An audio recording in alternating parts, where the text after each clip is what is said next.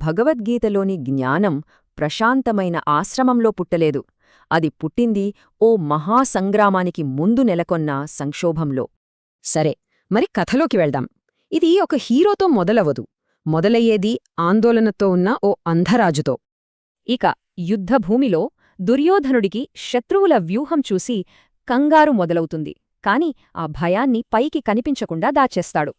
వెంటనే ద్రోణుడు దగ్గరికి వెళ్లి పాండవ సైన్యంలోని యోధుల గురించి, వాళ్ల మిత్రుల బలం గురించి లెక్కిస్తున్నాడు. ఇక్కడే ఒక ఆసక్తికరమైన విషయముంది.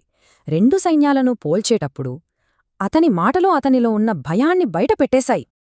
సైనికుల్లో ధైర్యం నింపడానికి కౌరవులు శంఖాలు, ఢోళ్లతో ఒకటే గందరగోళం సృష్టిస్తారు.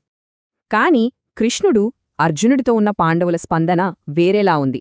అది దివ్యంగా, ఇంకా చాలా శక్తివంతంగా ఉంది.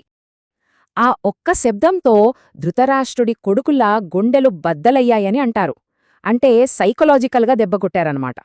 ఇక ఇప్పుడు కథ మన హీరో అర్జునుడి వైపుకు వస్తుంది. యుద్ధం మొదలుపెట్టే ముందు అతనొక వింత కోరిక కోరుతాడు. అక్కడ అతను చూసింది ఎవరో కాదు, తన సొంత వాళ్లనే.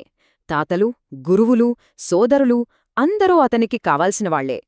ఆ దృశ్యం చూడగానే అర్జునుడి శరీరం సహకరించడం మానేసింది. మాట కూడా పెగలట్లేదు. ఒళ్లంతా వణుకు పుట్టింది. ఎంతలా అంటే చేతిలో ఉన్న గాండివం జారిపోతోంది. తల గిర్రున తిరుగుతున్నట్టనిపించింది.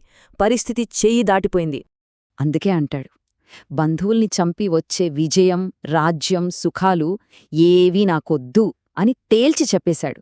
యుద్ధం ఎందుకు చెయ్యకూడదో 5 కారణాలు చెప్తాడు.